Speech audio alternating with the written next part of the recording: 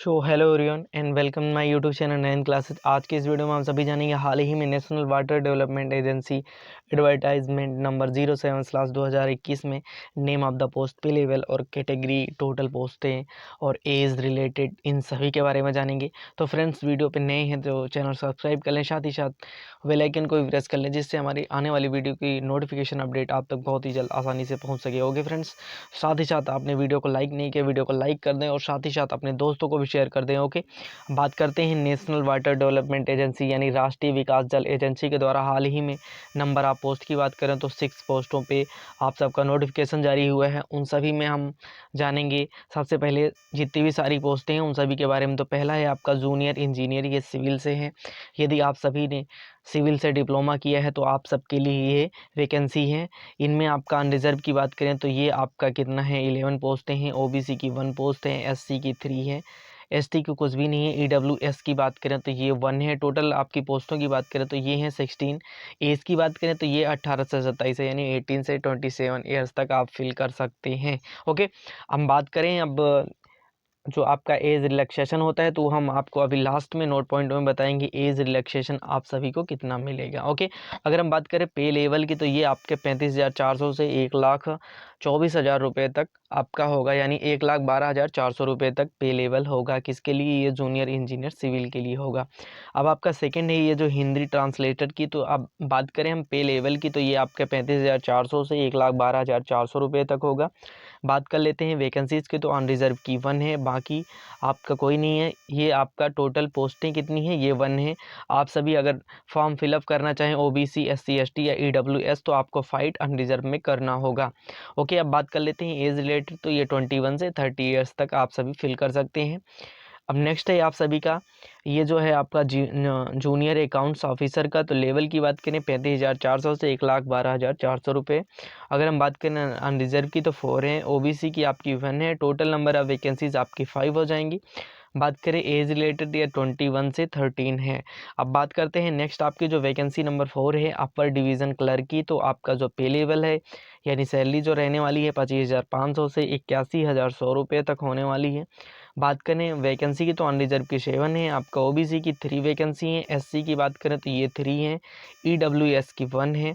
Total number of vacancies आपकी 12 रहने वाली हैं। एज रिलेटेड आप सभी देख सकते हैं 18 से 27 तक है। ओके, चलिए बात करते हैं स्टेनोग्राफर की।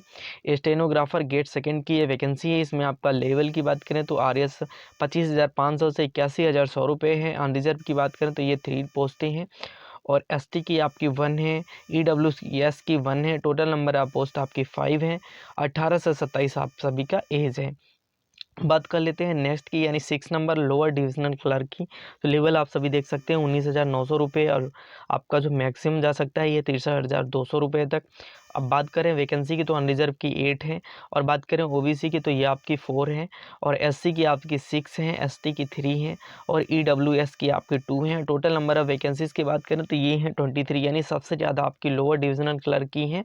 अब बात कर लेते हैं ये जो जितनी भी सारी वैकेंसी हैं यानी आपकी जो 6 पोस्टें हैं इनके लिए क्वालिफ़िकेशन क्या होगी और एज रिलैक्सेशन क्या होगा वो आगे हम सभी जानेंगे। चलिए बात कर लेते हैं नोट पॉइंट कुछ है। आपका post are reserve for PWD category, यानी हैंडीकैप के लिए आपके रिजर्व हैं on total number of vacancies, यानी जितनी टोटल नंबर ऑफ वैकेंसीज़ हैं उन सभी में पीडब्ल्यूडी के लिए आपकी क्या है, रिजर्व हैं। Disability in receipt of PWD candidates will be as per government of India rules, guidelines, orders, amendment through of issued from time to time. Okay, चलिए बात कर लेते हैं the vacancies are tentative in nature and may decrease increase, यानी या decrease increase यानी बढ़ेंगी या घटेंगी उन सभी में। तो ये ऑर्गेनाइजेशन के ऊपर यानी संस्था के ऊपर डिपेंड करता है। चलिए बात कर लेते हैं जूनियर इंजीनियर की, तो आपका एजेंटियल क्वालिफिकेशन क्या होगा उसके बारे में हम सभी जानेंगे। तो इसमें आपका जो एजेंटियल क्वालिफिकेशन होने वाला है फ्रेंड्स, तो ये हो जाएगा आपका डिप्लोमा आपका सिविल से होना चाहिए, ये किसी भी मान्यता प्राप्त आपका कॉलेज से होना चाहिए।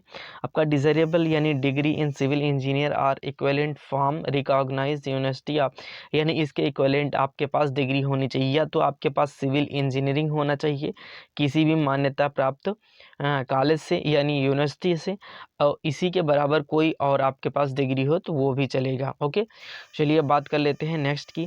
तो नेक्स्ट है आपका हिंदी ट्रांसलेटर। हिंदी ट्रांसलेटर की बात करें तो आपका जो क्वालिफिकेशन होगा वो क्या होगा फ्रेंड्स, वन बाय वन हम जानेंगे। मास्टर डिग्री यानी एमए आपका होना चाहिए किसी भी मान्यता प्राप्त यूनिवर्सिटी से। हिंदी विद इंग्लिश यानी हिंदी के साथ आपका इंग्लिश होना चाहिए as a compulsory or elective subject or as the medium of examination at the degree level. यानी आप सभी का क्या होना चाहिए, हिंदी के साथ इंग्लिश कंपलसरी है।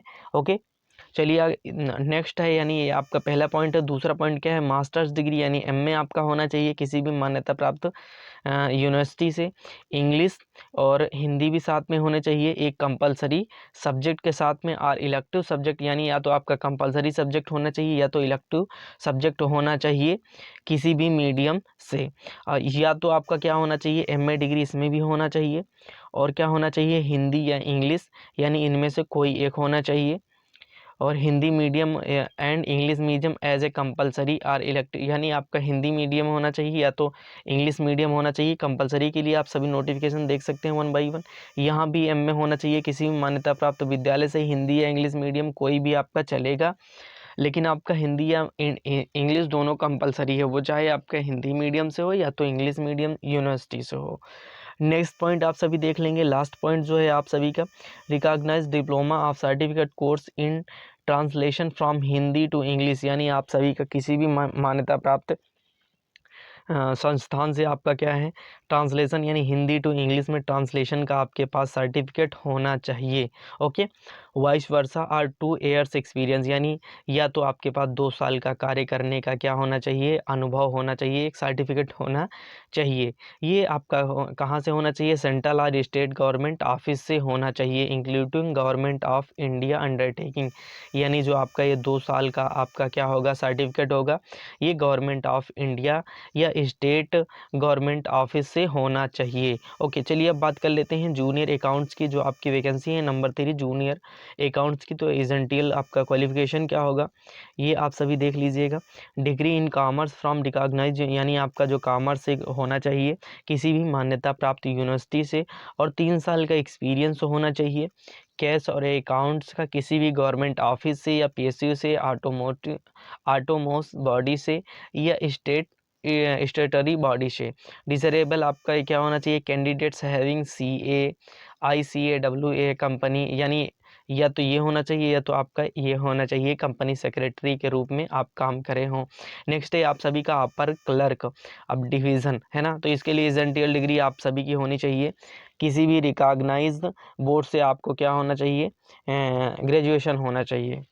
चलिए अब बात कर लेते हैं डिसरेबल की, knowledge of computer operating system यानी आपको कंप्यूटर का ज्ञान होना चाहिए चलाने का। MS Word, Office, Excel, PowerPoint and internet, यानी बहुत ही नॉर्मल चीज़ है। अपर क्लर्क के लिए आपका पहली बात तो ग्रेजुएशन होना चाहिए किसी भी मान्यता प्राप्त यूनिवर्सिटी से, और यानी आपका इसके साथ साथ और क्या होना चाहिए, या कंप्यूटर का नॉलेज होना चाहिए केवल MS Word, MS Office, MS Excel, PowerPoint and internet का। नेक्स्ट आपकी जो वैकेंसी है स्टेनोग्राफर की एजेंटियल, अगर हम बात कर लेते हैं तो ये आपका 12th पास होना चाहिए किसी भी मान्यता प्राप्त विद्यालय से।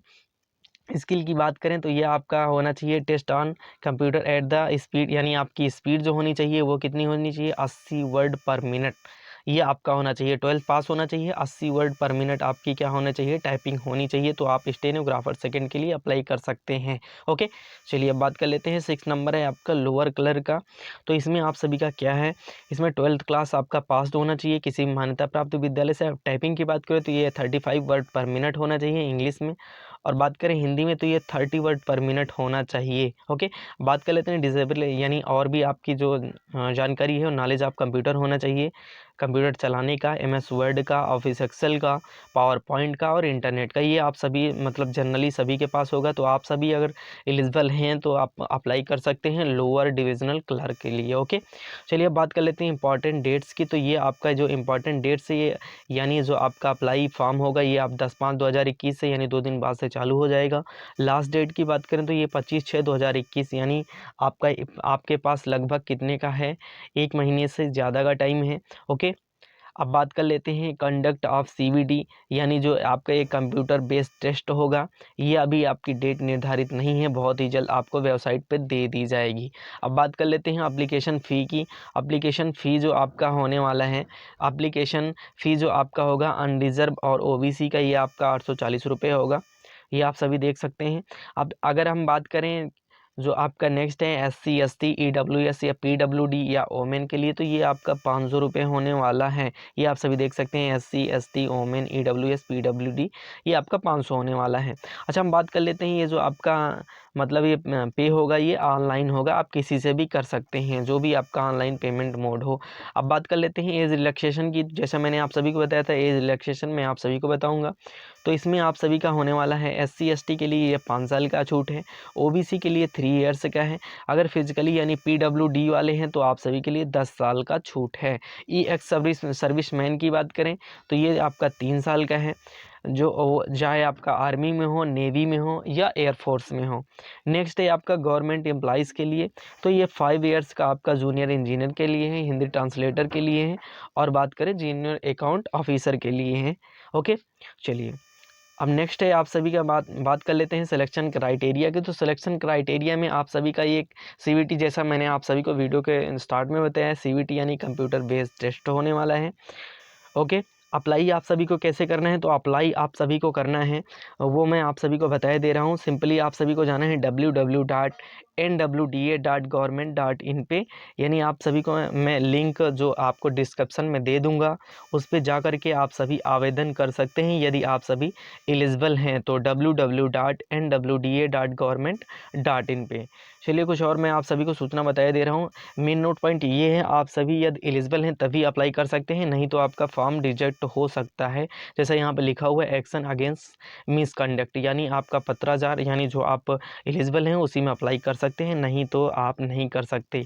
ये मैं आप सभी को यहाँ पे आप सभी देख सकते हैं जो मैंने आप सभी को बताया है, कहाँ पे जाके आप सभी को अप्लाई करना है। तो अप्लाई करना है www.nwda.government.in पे, ये आपकी दी हुई है लिंक, और मैं लिंक आप सभी को डिस्क्रिप्शन में दे दूंगा। ओके फ्रेंड्स, चलिए तो मैंने आप सभी को बता ही दिया है। अब सर्टिफिकेट जो भी हैं आप सभी के ओरिजिनल होने चाहिए। ये सारे जो आपके सर्टिफिकेट हैं ये आपके स्कैन होंगे, आपका फ़ोटो भी स्कैन होगा। जो फ़ोटो हो आपका वो यानी अंडर 3 मंथ होना चाहिए, उससे पहले का नहीं होना चाहिए, और आपका जो सिग्नेचर है वो भी स्कैन होगा। Okay, thank you for watching. मिलते हैं नेक्स्ट वीडियो में। यदि आपको इस वीडियो से लेकर कोई भी डाउट है तो आउट करने के लिए आप सभी कमेंट बॉक्स में कमेंट कर सकते हैं। Okay friends, thank you for watching me.